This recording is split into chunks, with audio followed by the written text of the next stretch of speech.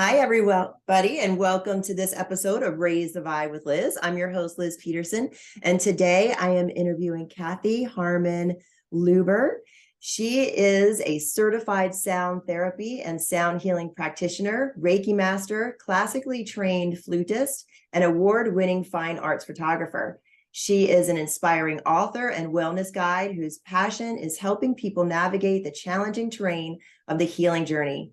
Last year, Kathy launched a best-selling book, Suffering to Thriving, Your Toolkit for Navigating Your Healing Journey, which in fact went live today, last year, which is full of wisdom gleaned from decades of healing from her own debilitating health crisis. Kathy helps others find their compass and chart a course for navigating illness, injury, and loss, learning how not only to cope, but to become more resilient, joyful, and thriving. Kathy, welcome to the show. Hi, Liz. Thanks so much for having me. I'm thrilled to be here. I'm thrilled to have you. I'm so glad our PR agent, Anastasia, introduced us. I think that we have a lot in common. I was thinking while I was reading your book before the show, what kindred spirits we are. And you actually said the same thing when we were discussing before we started. And I'm just really happy that we met. I'm super thrilled to have you on the show to talk about your book and your healing journey and what you're experiencing now. We can get into that later. But why don't you go ahead and start by sharing with our audience a little bit about yourself and your journey up until now? Absolutely. Thank you. Yeah.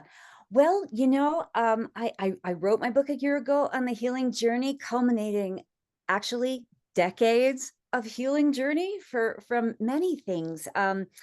I've had autoimmune diseases for many years, and I'm thrilled to say I've been able to really reverse the progression of those things. But the big healing journey really kicked in 7 years ago now. I had been diagnosed in my 20s, decades ago, with spinal issues, and at that in I think I was 21, they said, you have the spine of an 80-year-old woman. And I was really active. I was athletic. I did all the sports and everything, hiking and swimming, just everything, dance, lots of things that I love to do. And it began to impact my life in my 40s. I then in 2016 had the fourth spinal disc rupture, and those are the little cushions between our vertebrae. The first few were bad. It took me a month to 3 months to get over them. The fourth one in 2016 was disastrous and made inoperable because I have like 7 spinal diseases that make things very, very complicated. I couldn't find of probably 7 or 8 orthopedic surgeons and neurosurgeons. No one would touch it because the odds of having a successful outcome were just really, really very narrow, slim. So there I was flat on my back, and I thought that it would be a month, maybe 2, maybe 3. It turned out to be years of being mostly bedridden. And for somebody who's very, very active, in addition to all the fun stuff I like to do, I also, had a full-time job working for nonprofit organizations that make a difference in the world, and served on boards of some of those organizations. Just a really full life. Everything came to a crashing halt. And all the things that we go through when some tragedy happens to us, whether it's our physical health or our mental health, or losing people who we love, it's a big moment in our lives. It's a crisis that is almost can be a reset in our lives. And so, flat on my back, couldn't do a thing. We tend to go to a place of despair. I won't lie to you. I mean, I've had depression throughout my life, and lying there, it was like, I don't know if this will ever be better.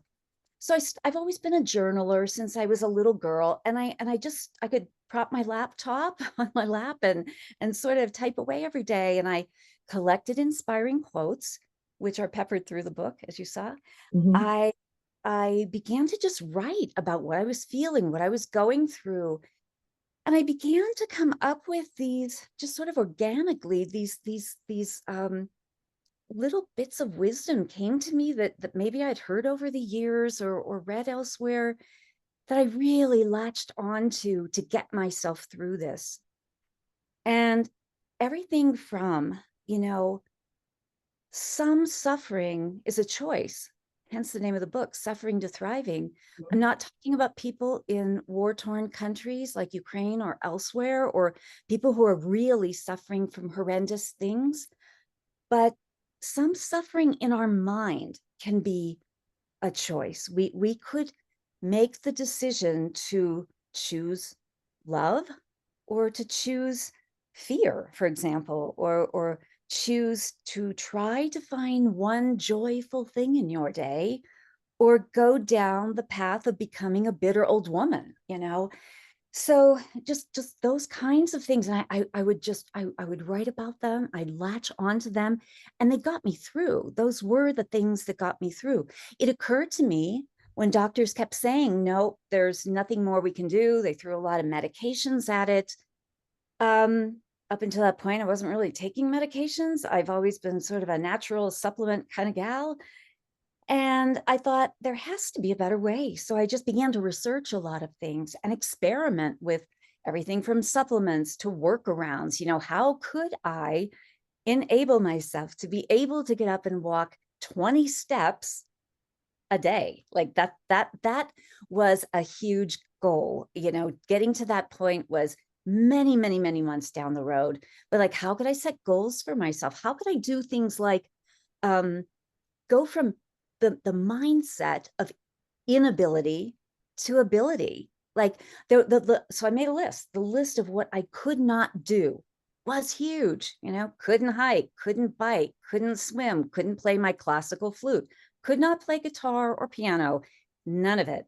Couldn't stand at an easel and paint, could not go to the kitchen to make coffee. Like big stuff, things that we all take for granted. And I thought, okay, well, how do I transform that inability into an ability? Is there a workaround?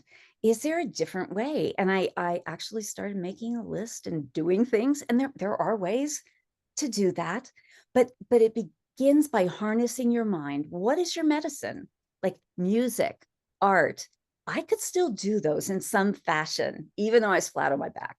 And nature and friendship and all the things. But what occurred to me then, and has been true, like through all this time that I actually am thriving, is that we really need to try to get ourselves to the place where we make our mind our medicine, find the gratitude for what it is we have, try to face the day with a sense of wonder and awe and joy.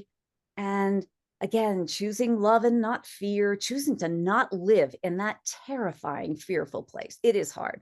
I'm not trying to sugarcoat all this. This is really hard work.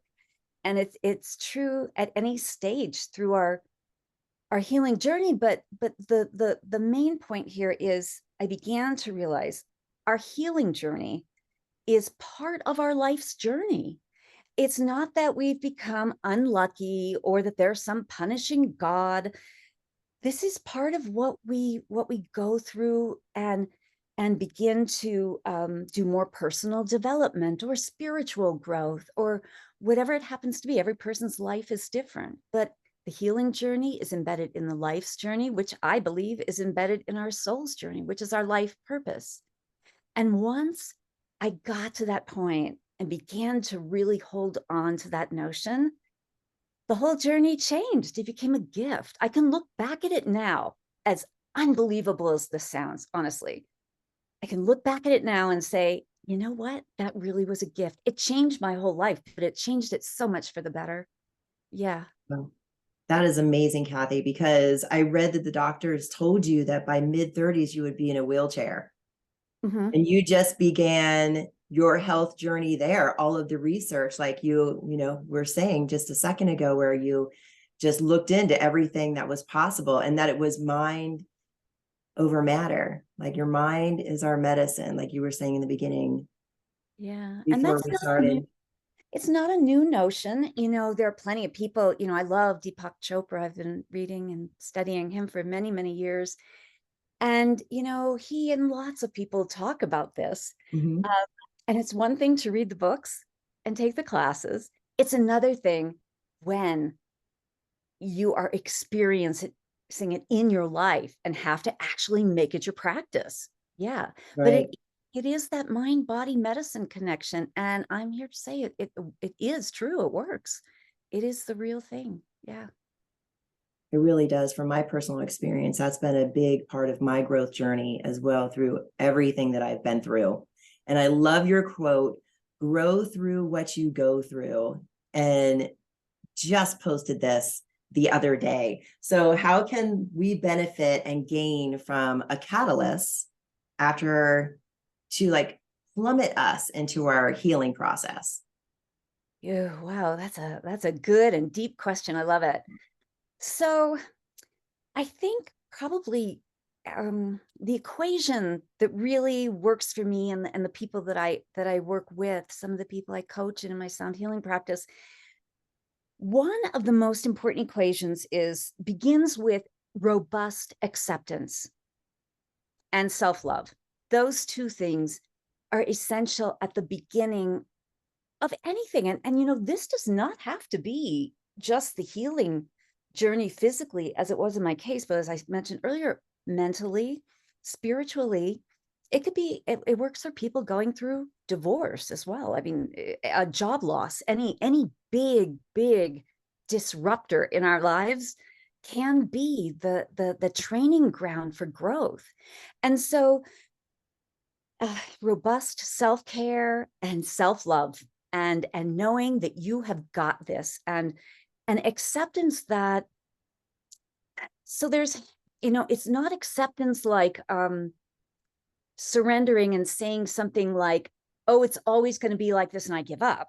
It's actually a slightly different energy than that, and that is acceptance of what is.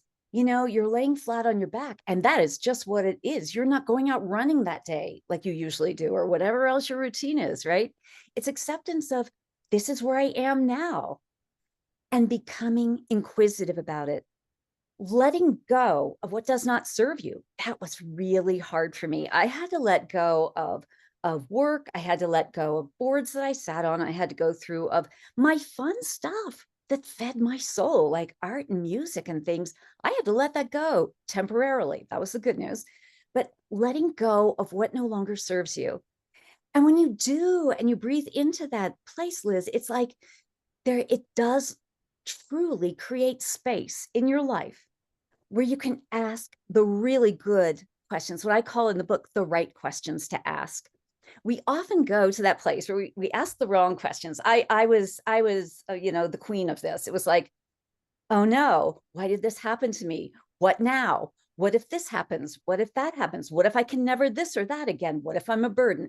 Our mind goes to that place, and it's a terrible place. Or you can ask the right questions. And some of the right questions are, um, what if this is a portal?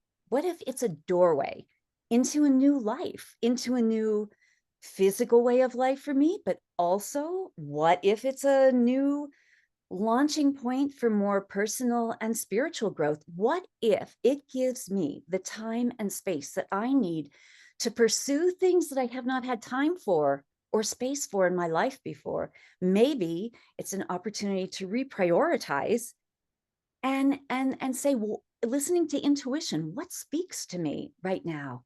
What am I curious about? What do I want to learn about?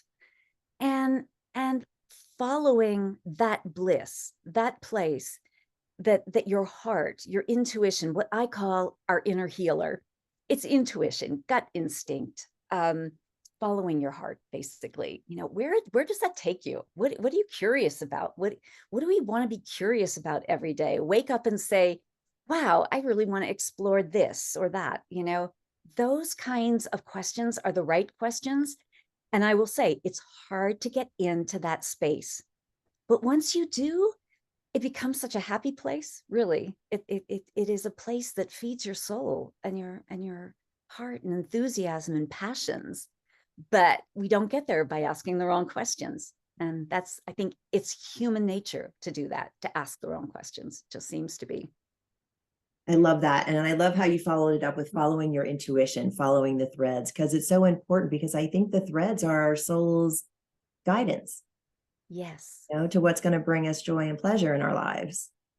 absolutely. I think it is. I think so often in today's world, we're so busy, everybody is super busy. We've got a million things going on. We've got our phones, our smartphones and everything else. And we're just sort of glued to technology. Then there's work, there are family commitments, the whole thing. And we often don't slow down and listen to what's inside. I mean, a beautiful way to do that is meditation, but I often encounter people who say, "Oh, I've tried that. I can't meditate. It just doesn't work. I can't slow my mind down." And like, I get that, but there are hundreds of ways to meditate. Walking meditation. I used to do swimming meditation where I would just swim, and that was all I would do. And I wouldn't think, and I would just focus. There's counting meditation. There's breathing we know there are millions of ways to do this, that we stop the chatter and then connect with our hearts and just deeply listen. And often people who are new to it will say, "Yeah, I don't hear anything. I don't hear anything at all." Well, that happens in life. We get really closed off, or our bodies and minds aren't accustomed to us slowing down and listening. But it's like any practice, and it is a practice. Like, the more you do it,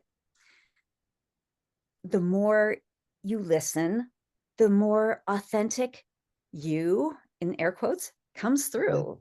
Like we have to really listen to become our authentic selves. And I would define that as actually one of the gifts of this whole healing journey, is just tapping in at a much deeper level to who I authentically am, and not just who I am out there in the world. This was a I called in the book, the universe is smackdown. It was like Yeah. this is we're gonna cut you off from every single thing, and you have no choice but to just sit and listen deeply and figure out, who I am and what I want to do in life and what is my purpose in life. Yeah, that comes from intuition. It does.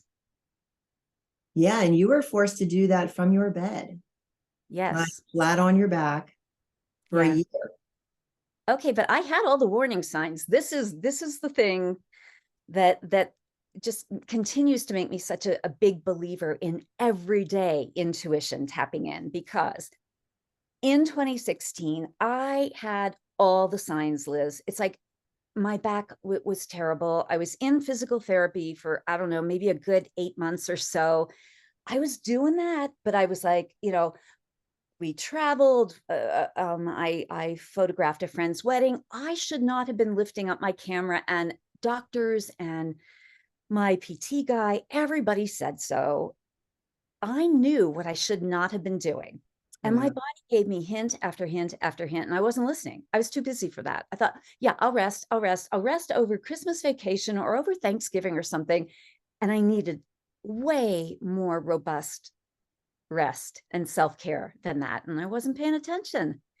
And what the way it culminated was, I had a new client, and they were a few hours away from where we live, in the mountains. And I knew I should not be in a car for a couple hours, spend the night there, then a couple hours back the next day. And it was the very next day after I got back, 9 a.m. in the kitchen, talking to my husband as I'm making coffee.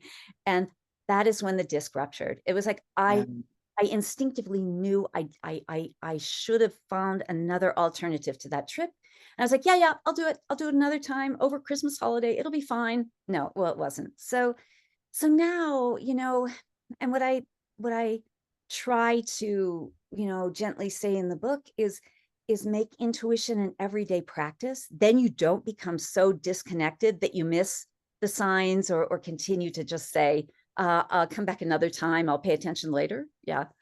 Yeah. And you talk about that in your article for Elephant Journal. All those moments that we have where it's like, oh, if I just trusted my gut, if I had just trusted my intuition, if I had just done what I just thought about, then Exactly. this wouldn't have happened. Right. And Yes, so I think often we do that. yes, we do. And that's universal. Everyone says that at some point. Oh, I wish I had trusted my gut. I didn't follow my heart, all the stuff. It's the same. It comes from the same origin. That is our inner voice saying to us something we need to pay attention to. Anytime we get into trouble in life, and it doesn't have to be capital T trouble, it could be just little things that run amok that we don't listen to. It's when we don't listen to them that things tend to not go so well for us, frankly. Yeah.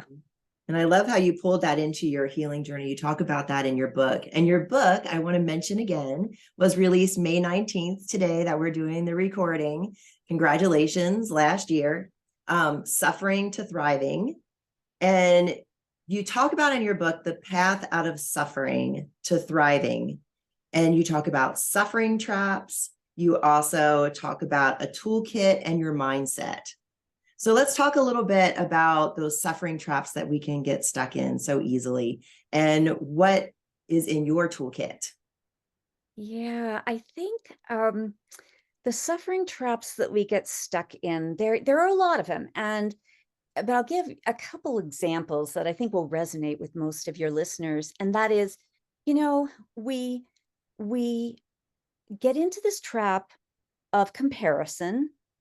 Like that's very much where we all kind of run amok when we say, well, other people are doing that. I should be able to do that. So I'm going to do that, even when our intuition is saying no.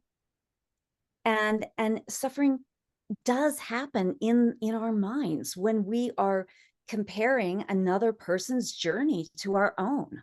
And each person, as we know, but we sometimes forget, we're all different, and what is right for you isn't necessarily right for me, and vice versa, for every listener.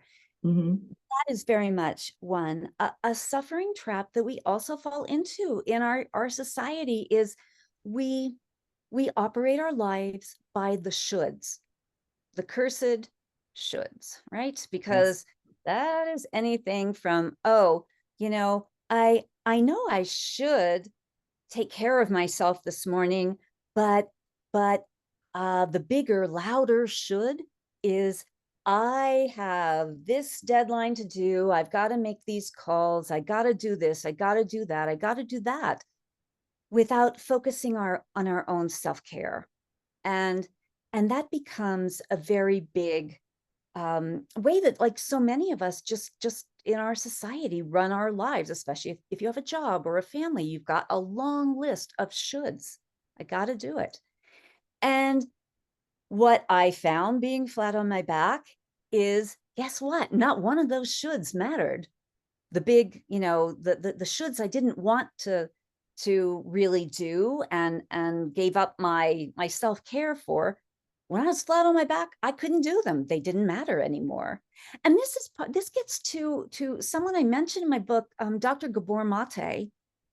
He's written a number of books, and I adore him because he Mm-hmm. speaks so well about trauma and adverse childhood experiences in our lives, which is very resonant with a lot of people these days, and kind of a key topic right now. But Yes. but he talks about, one of his books is When the Body Says No, and he says it very, very clearly. And when I read it, I was like, oh my gosh, that's me written all over the page. But like, we when we do the things that we perceive as should do's, um, when we do those at the expense of taking care of ourselves, or if it's something that we don't want to do, but we, for some reason, feel other people want us to do it, and that we can responsibly get out of, then uh, that accumulates in the body. It does. Mm-hmm. And then the body says no. And it says it in a variety of ways. For me, it happened to be my back. And many years ago, it was autoimmune diseases, but it can be cancer. It can be one of a million things, heart disease, lots of things, where if we repeatedly do not listen to that inner healer, and follow our authentic self, our authentic voice, the body says no. It Yes, it does. does.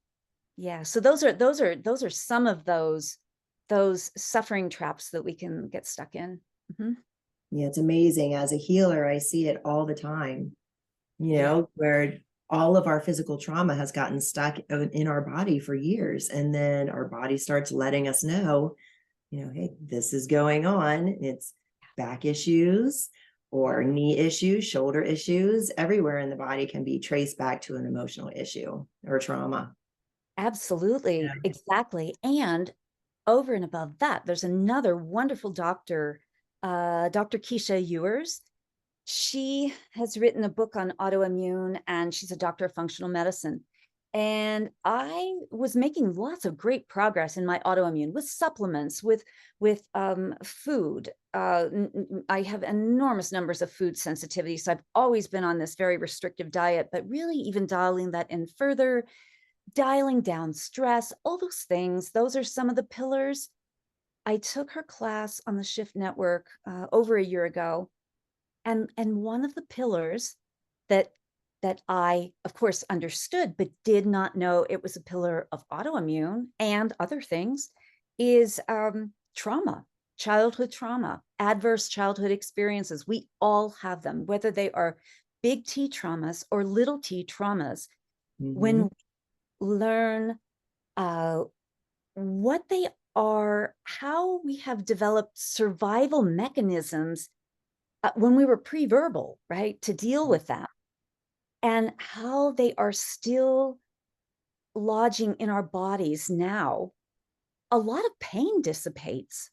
I mean, I was having joint pain everywhere in my body, and they thought, well, maybe it's rheumatoid arthritis. I tested negative for all these things year after year after year. We could not figure it out. They threw lots of medications at it, and it's like nothing was working. And I dialed in all the food, so I wasn't eating one speck of the food that I has a sensitivity to or that were inflammatory. Nothing was working. And I took her class and I read a book by somebody she recommended, Stephen Kessler, on I'm going to get the title wrong, but it's about survival patterns that we develop when we have adverse childhood experiences. And there are Mhm. 6 of them, and you learn which one yours is, and then you learn how to, when you're triggered, how to see that you're doing it, and then little things that you can do to help yourself not be your inner child, not be triggered and terrified and feeling abandoned. And my happens to be the leaving complex. I would want to run away. Something happens, I'd want to run away, I'd want to quit, whatever it was. Very simple things like breathing and grounding. As a healer, I knew those things, but when I was triggered, I wasn't doing them. That little shift, I have no joint pain, and this is now going on like a year and a half, except for my back. My spine is just a different story, but I had it Mhm. everywhere in my body. It's like there's no other explanation for it. I wasn't taking anything more, and I got off all of the anti-inflammatory meds. And it's like, so that didn't make any sense. The only thing that was working was addressing the trauma component. And I think for a lot of listeners and anyone who is struggling with things like fibromyalgia, autoimmune diseases, there are so many of these um, it could be actually, you could name every single disease practically, and there Yeah. could be a trauma component. And I listened to one of your shows recently, a few months ago, with that lovely woman who has the trauma practice. Mhm. um, and it just really resonated with me. I just think for any listeners out there who are perplexed and their doctors don't know what to do about certain things, I would say you might look at your life and say, oh no, I had a perfect childhood, I didn't have trauma. It's worth a deeper look, because truly everyone has some adverse childhood experience of some sort, that we develop these protective mechanisms, and these things become emotions become lodged in our bodies. And so I just sort of throw that out there as kind of follow up to that lovely podcast that you did. And for anybody who's just really struggling with this stuff, because it really truly makes a difference. I was a science major, so I have this geeky science mode that I go into.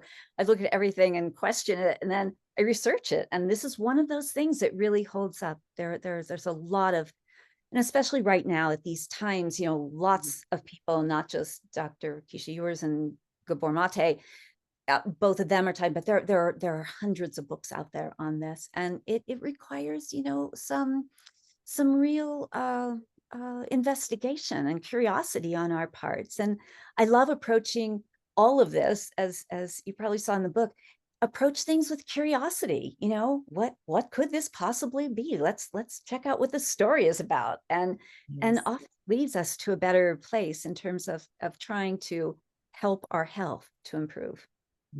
I love that. I love that word curiosity. Get curious about your life. Yeah. In Yeah. my book, I call that chapter super sleuthy, because we all should be a sleuth when it comes to our health, and not just take Yes. things. First I want to say I'm a huge believer in Western medicine. It has saved my life on numerous occasions from the time I was a young girl. So I'm all about it. But I also believe there's a role for complementary medicine, Mhm. functional medicine, naturopathy, acupuncture, energy healing like Reiki, and sound healing, which is becoming even more and more proven as a modality and included along with Reiki in many hospitals across the country and throughout Europe. It's fascinating to me. They're really doing that because they see the value. Scientifically, they see that it helps as an integrated approach. So the super sleuthy chapter is all about, like, how can we get curious? Like, let's be curious about this. What else can we try? What might work? Be scientific about it. Try one thing. Did that help? If it didn't, move on. Every human body is different, every single one of us. And so what works for me might not work for you, and the other way around. So it is important to just get curious. Yeah. I love that. Get super sleuthy. Yeah. That's fantastic. And it's super exciting how not only Reiki, but sound healing is coming into the hospitals now, amongst other things as well. Super excited to see that happening. And the more that can happen, the more people know about these alternative modalities, the more they can incorporate them into their lives. It's really opening up now. Yeah, I'm excited about it. It really is. My mom went into the hospital recently, as I mentioned to you, Yes. and it's a very, very large hospital in a city. And I, just out of curiosity, looked up their integrative medicine department, and it works closely with their department of oncology. And I was thrilled to see that particular hospital happened to. I've been reading that there are hospitals all over the country, and it's just growing and growing, because they find that, like, sound healing, just incorporating music you love into a patient's, in the hospital, into their daily life in their hospital room, does improve their healing. And so many of these modalities are just being added on top of the Western medicine.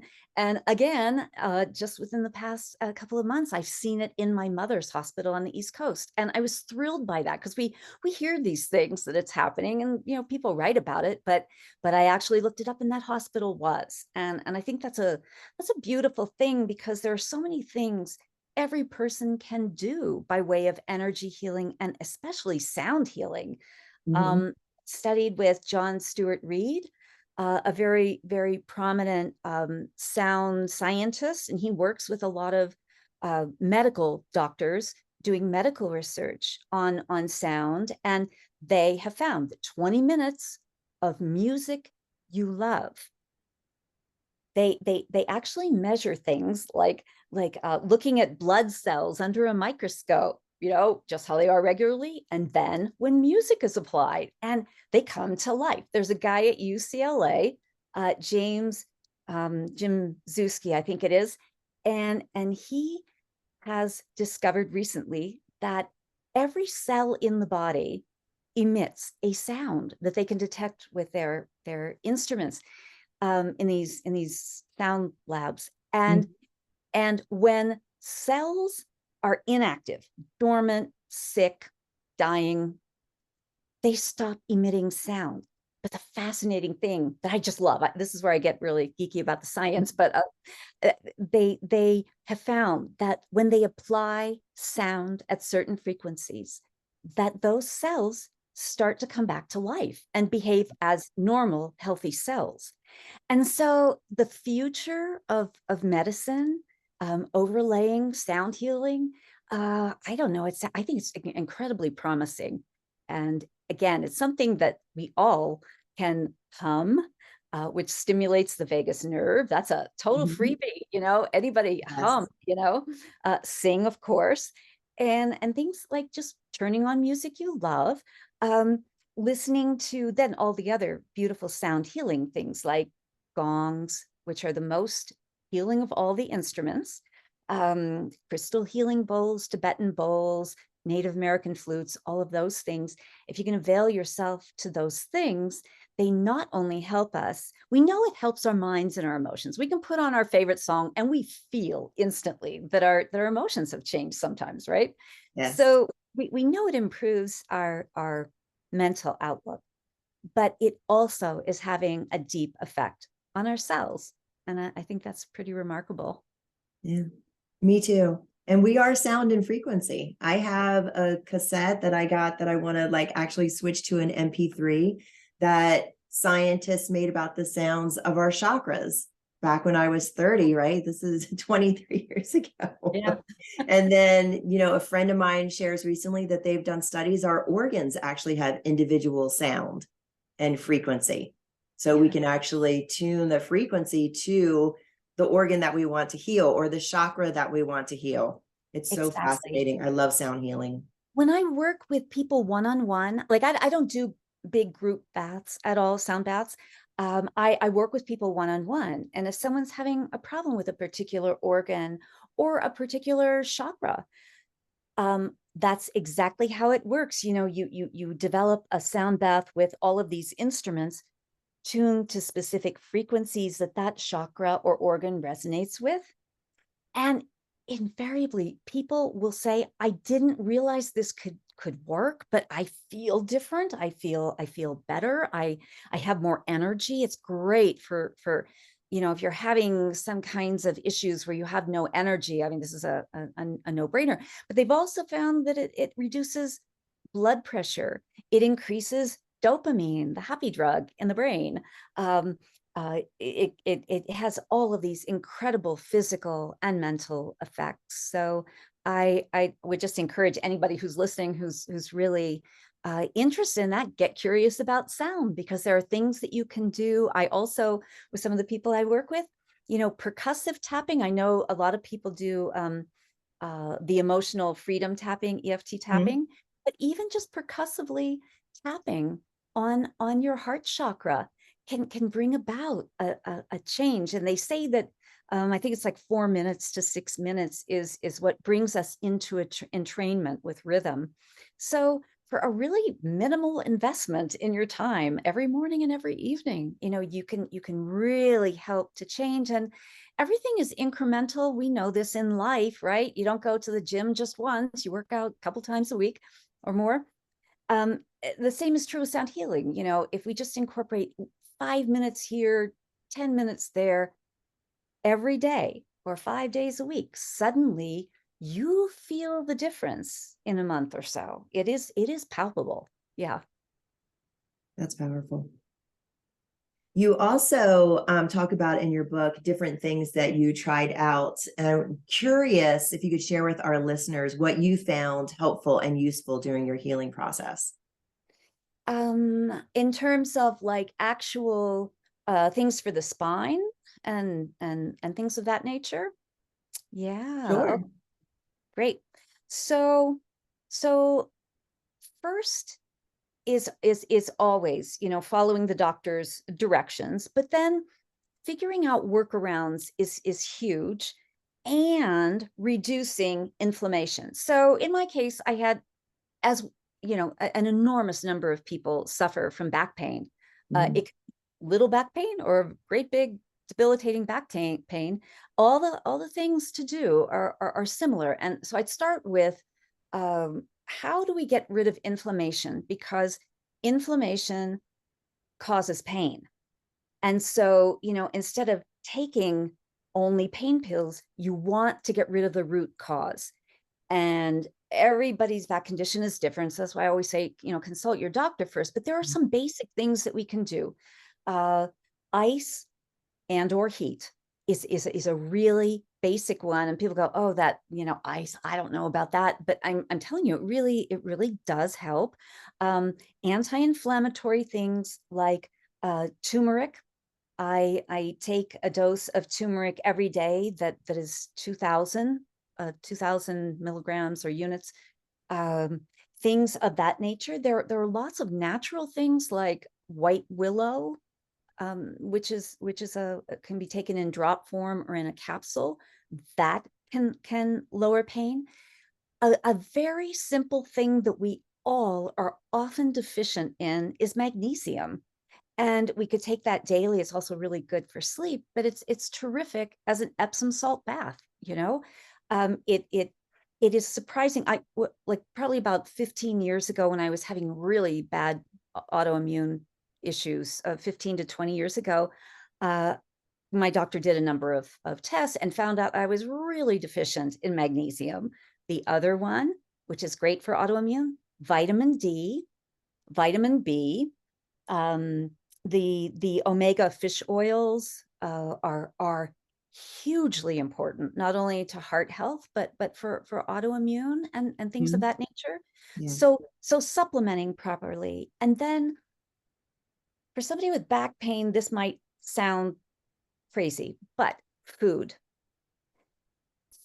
can be huge. And I happen to have a gluten insensitivity that I've had since college.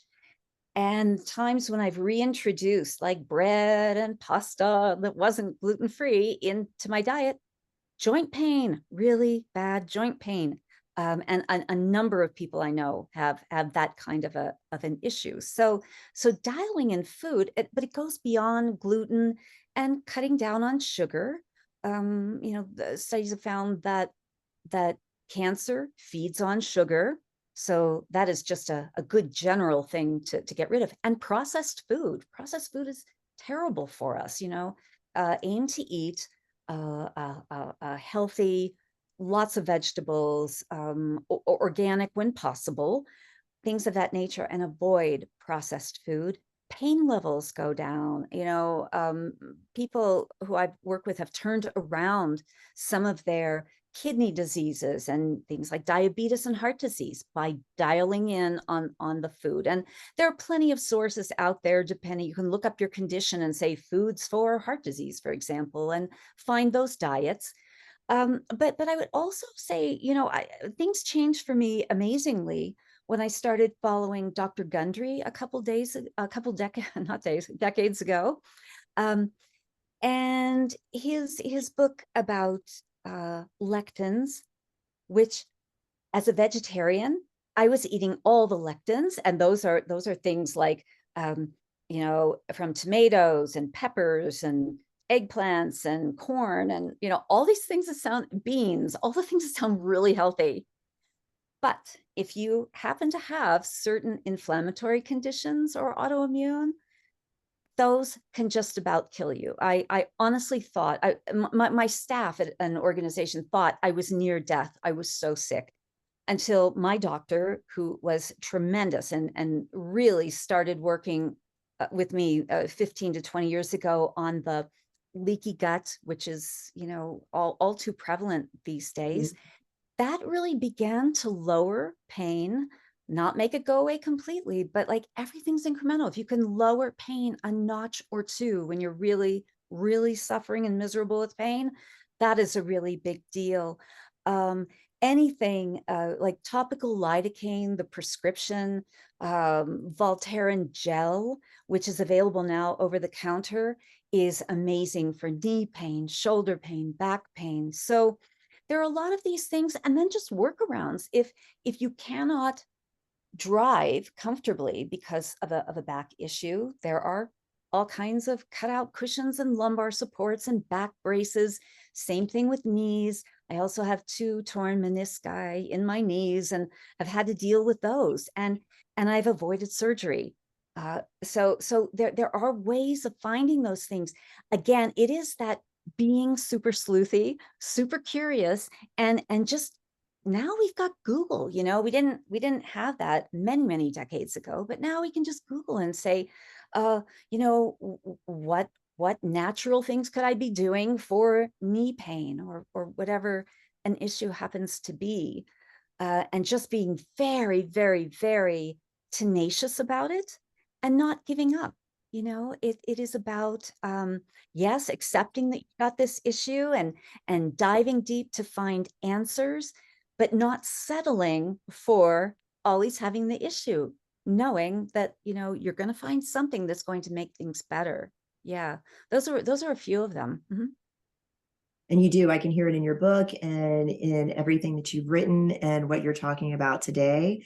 You have this sense of striving to you. Yeah. I think you have this resilience about you, and you talk about resilience in your book. Do you want to talk about resilience and how that plays a role in, managing your chronic pain or managing your emotions, grief, etc.?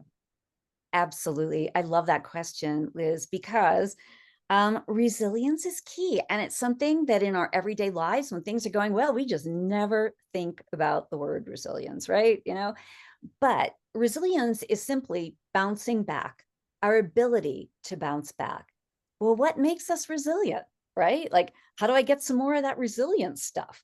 And it truly is an inside job. It is in our minds largely. Yes, we have to have a resilient immune system. We do that by taking supplements and eating right and all of those things.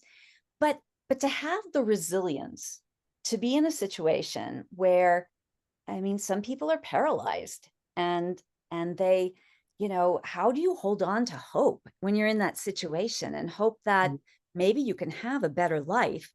I think part of it is never losing hope that it might one day be better. And when I was flat on my back, that first year was the worst, a whole year. And for many, many months, I couldn't walk 11 paces over to the bedroom door. I mean, getting up to go to the bathroom was just murder. I would just come screaming back to bed. It was horrible. And it's hard in those moments to see that something might get better, right? Right. But we have to hold on to the hope. And whether people do that through their religion or positive affirmations or looking for signs and things of that nature, reading stories about people who've transcended things far worse than we have, all of those things help us to build that resilience muscle. And again, it is all about your mind is your medicine. It's not sugarcoating things. It's still, it is accepting where you are, but not the inevitability that everything is going to decline and get worse. And again, it's that what is the wrong question to ask? It's like, if you are saying to yourself every day, oh, I'm never going to get better, or it's always something, or, I'm never going to be able to do this again. Well, we begin to believe that over time. Yeah.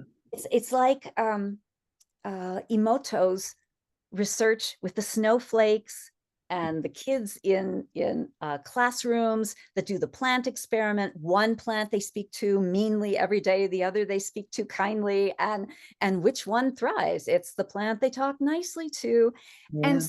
so it is with our bodies. So the first thing we have to do is harness the power of our minds to say, you know, my body, I love you. I know you're doing the best possible. I'm going to do everything I can to help make this better and find things that feed your mind in a positive way, whatever that is. For some people, it's reading the Bible.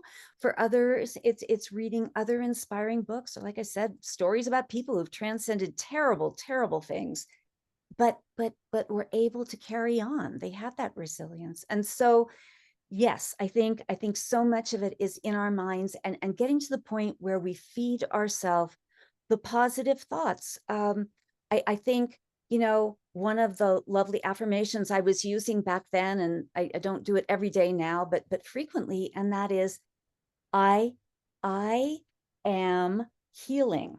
Simple words, simple words. It's easy to say to ourselves, oh, I feel worse today. Oh, I must be getting worse. Something must be going badly here. I must be getting worse.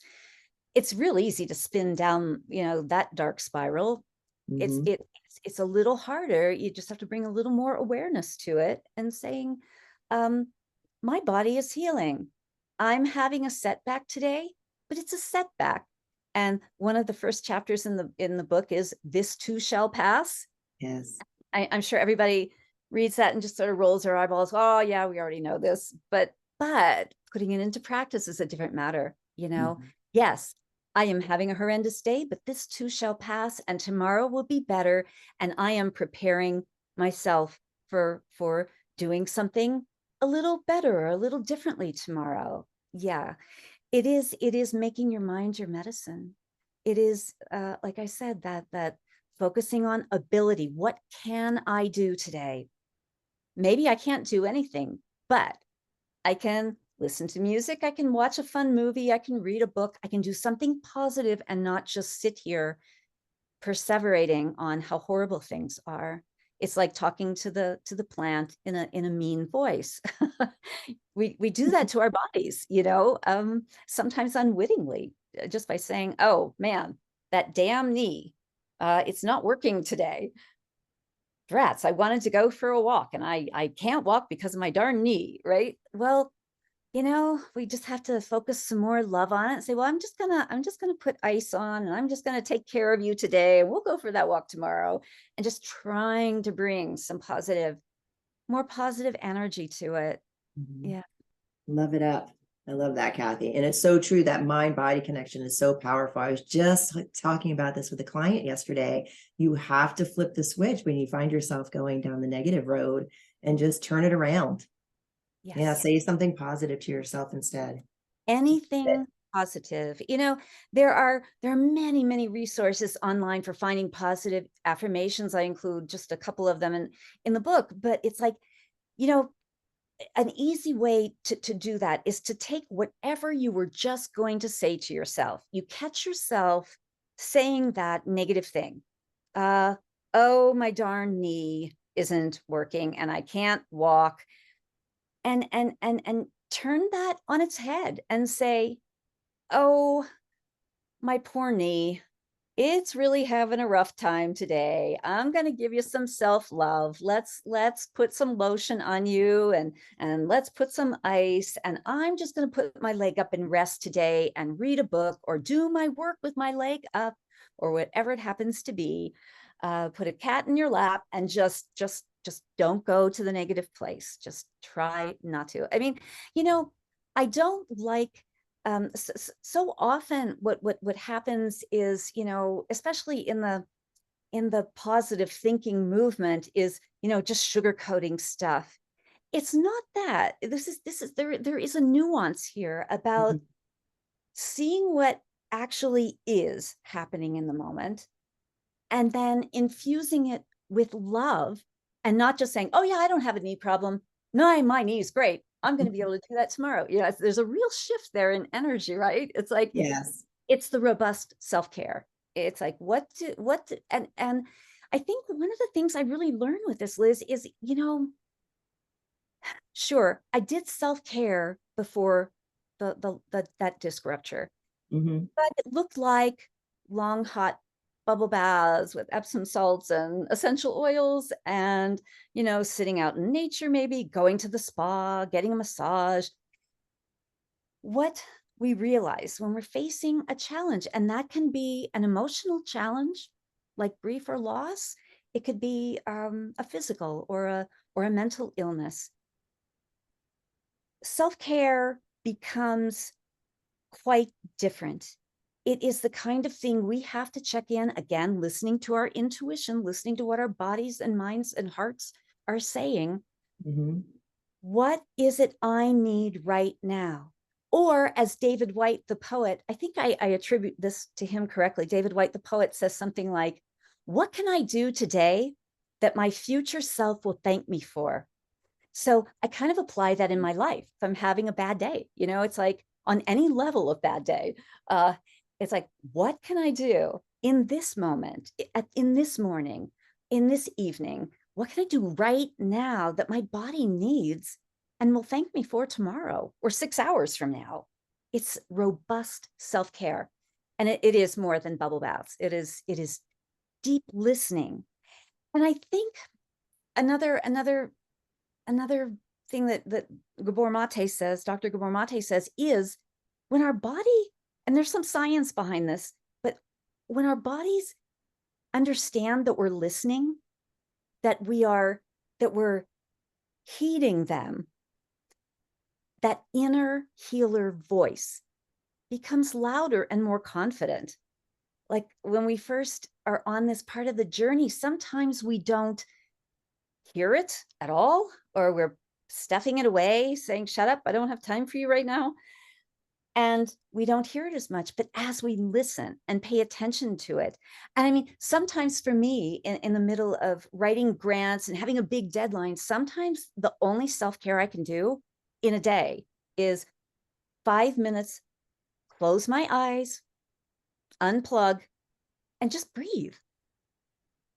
Or take 3 deep breaths in an hour, right? Like what is that self-care you need right now? And even those little pauses can be so healing. And cumulatively, they do make a difference. And then we begin to hear when we have a need for something, we begin to hear it more clearly. It is the tapping into the intuition bit. I like that. Thank you. And I kind of want to dive into this a little bit deeper because you find yourself in yet another life challenge. This is real time right now. Your mom is in hospice and she's in her transitioning process, like we were discussing before the show. Yeah. And how are you bringing in everything that you've learned from writing your book, Surviving to Thriving, into your life right in this moment to be able to help you? Because I know so many people are experiencing this right now in their lives. And I think this would benefit a lot of our listeners. What things are you doing in your life right now to get through your experience of your mother's future passing? Yes, absolutely. It's such a good question, Liz. And I know you understand this personally too. So for about, several weeks from when she was diagnosed with cancer, and then a couple weeks after that, my dad went into the hospital with COVID. He's elderly and has COVID pneumonia. Both parents at the same time, my poor sister, who's their caregiver, trying to cope.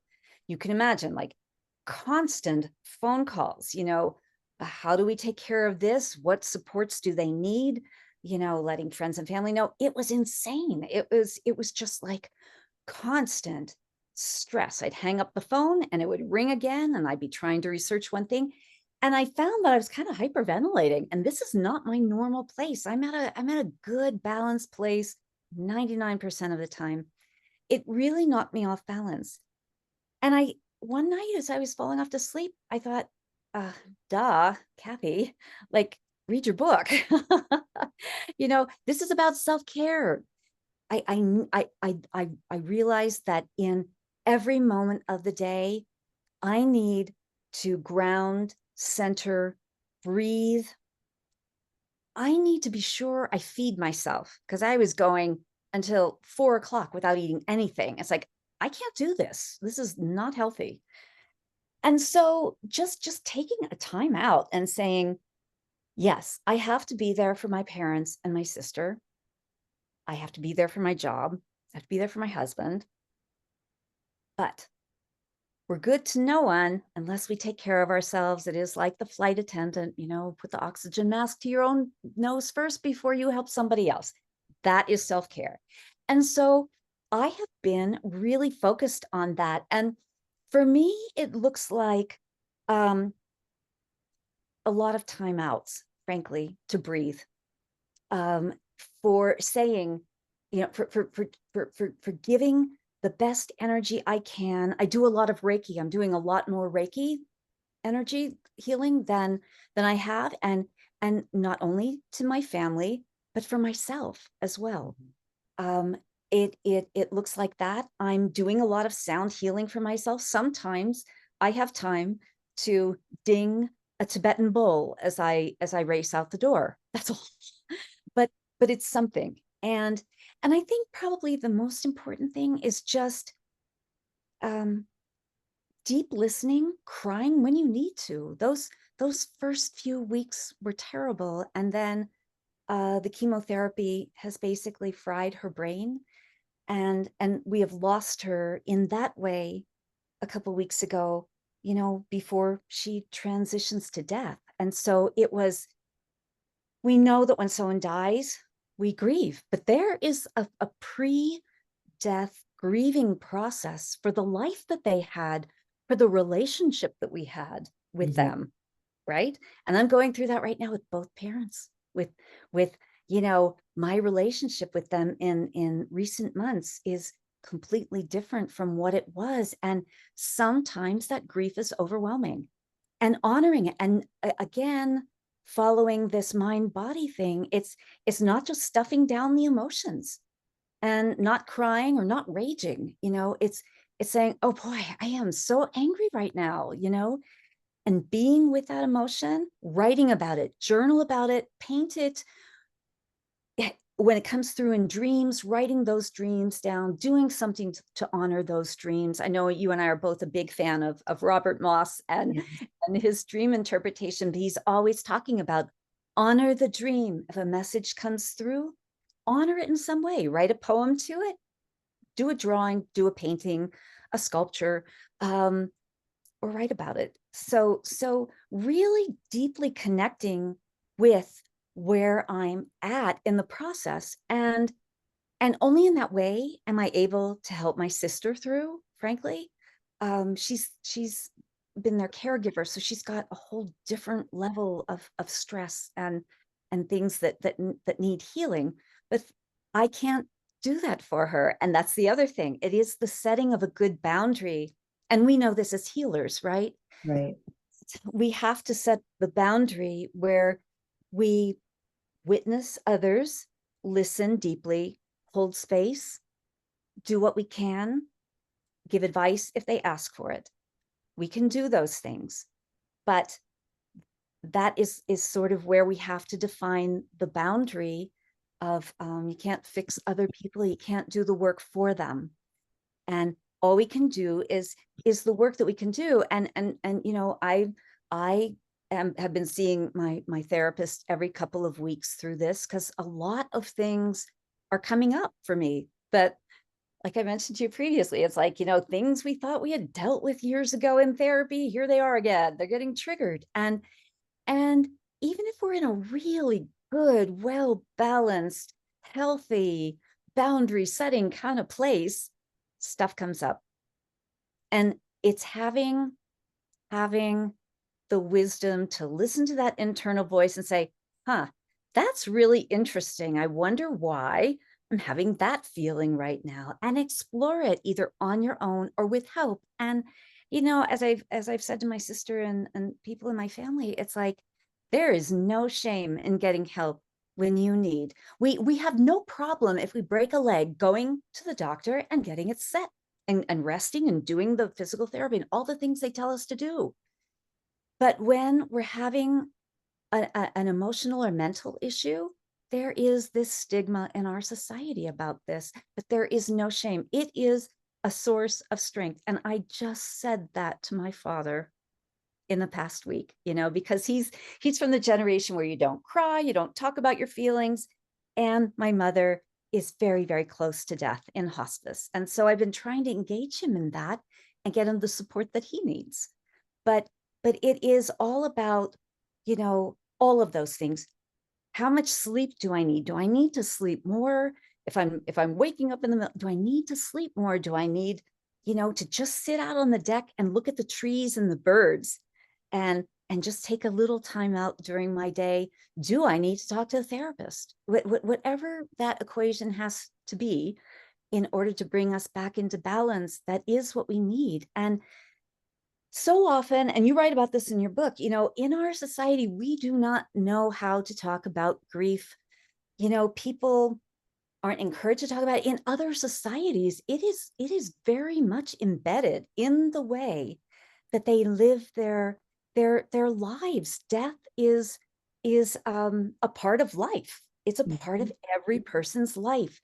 And instead of being afraid of it, we need to make our peace with it, and maybe have a little curiosity about it, and and speak to each other and witness others when they're in their grief. And this whole thing of, you get a week of bereavement leave. I'm sorry, as well as I do, we've both have lost a lot of people, and it's like, you don't get over that in a week. Sometimes those tears come a decade after you lose someone, or longer. So again, it's about deep listening, honoring that feeling, and doing what you need to do. And this gets back to that suffering trap. If you say to Mhm. yourself, well, everybody else in the family got over that death in a week or a year or whatever it was, what's wrong with me? Yeah, there's nothing wrong with you. You're just at a different place, and it's not bad, it's not good, it's not to be compared. It is what it is. Again, acceptance, right? This Right. is what I'm at, and this is what I need to deal with. And I can't just stuff it down or pretend it's going to go away by tomorrow. I just need to be in it. And when the tears come, they come, or any other emotion. And so many people have so many different emotions wrapped up with families in particular. It's like, whatever that is, and you can't beat yourself up over it. A lot of people blame themselves, oh, I really should have seen that sign, or I should have recognized this symptom. And it's like, if their doctors aren't recognizing it, why are you beating yourself up over it? You just have to Yeah. sit with acceptance of, maybe it is just their time to go, and this is the way it's working out. And ask yourself, how can I be there for them, for everyone? You were there for everyone in your family when your mom transitioned, and how can I be there for them? But as you so beautifully wrote about it, how do you be there for yourself? Right. How do you honor what you need in that particular moment, knowing it is a moving target? It changes as we change. The Mhm. universe is change. Life is change. Nothing stays the same. Everything grows until it dies. And so our emotions are that way. Our relationships are that way. Everything in life is that way. And so we can't expect that in a prescribed 1 week of time, we're going to be over grief. We can't. No. It is, we move through it. And you said this so beautifully, and I did refer to it also in my book in the healing journey capacity, but it is like an initiation. Mhm. And again, so I said the healing journey is within the life's journey, which is embedded in the soul's journey. The grief journey is embedded in our lives journey and embedded in our soul's journey. This is a catalyst for us to grow in some new way. And you and I were talking about this. Like, I thought, my parents are really getting on in years. They both have had, in the past 4 years, some big health things. My mom, a stroke, my dad, stage 1 lung cancer. I could have lost them 4 years ago. I thought I was at a good place, knowing this is the circle of life and I am going to lose them one day. And I've got to find acceptance with that. And I thought I was all good until this happened. And we're not. It is like the onion. You think you've peeled away all the layers and you're all good, but there are more layers to work through when their time really does come. Yeah. Or good friends. My husband and I have lost quite a number of good friends lately, and some young. And it just again, it's just like another layer of it with every person who dies. You plumb those depths of grief yet again. Mhm. And it's hard. It's really hard. Yeah. And it requires a lot of self-love, right? And It does. just holding yourself in light. And as a light worker and Reiki practitioner, I do that practice a lot for myself, for my family, for friends, for the world, just radiating light. and an energy and peace. But it starts with ourselves. You can't radiate that if you're not that, right? Right. Yeah. Oh, that's beautiful, Kathy. What a beautiful jewel of wisdom. I always finish all of my calls with having my guests share a beautiful jewel of wisdom, but I think that that was perfect. Thank you. It felt like it. And I have to be honest, I haven't articulated that in any other podcast or even in this way. This was just one of those things that, so I thank you for the question and the opportunity for us to talk about it, because like we both know, I mean, our society doesn't talk about grief, and maybe this will be a benefit. I know it was a benefit to me, even just in the saying of it, and hopefully it will be a benefit to your listeners too. So thank you for I hope that. so too. Thank you, Yeah. Kathy. I appreciate you. Thank you so much for joining me today. It's been a pleasure to host you. I've really appreciated all the content that you've brought me and my listeners today. Thank you so much. This has just been a joy, Liz. And like I said, I've read more than half of your book, and it is such a gift to the world. And I thank you for sharing that. And as I am in my own moment of transitions of my parents, your book has been a ray of light to me. So thank you for that. And thank you for this conversation. It's been beautiful. Yeah. Thank you, Kathy. I appreciate you saying that. Thank you. Yeah. And thank you everyone for joining us today. Again, I'm Liz Peterson, and this is Raise the Vibe with Liz. You can find me on Facebook, YouTube, at Raise the Vibe with Liz, and my website is lizshealingtouch.com. And Kathy, before we wrap up, where can people find you? Great. Thank you. The best place is my website, sufferingtothriving.com. You can read about my book and my Reiki and sound healing practice, connect to my social media, and I will be also posting our podcast there. So linking to it so that listeners can find it there as well, and others. Perfect. Perfect. Thank you, Kathy. It's been a Thank you. pleasure. And thank you everyone for joining us. Remember to get out there and raise the vibe, everybody. Have a great day. Thank you.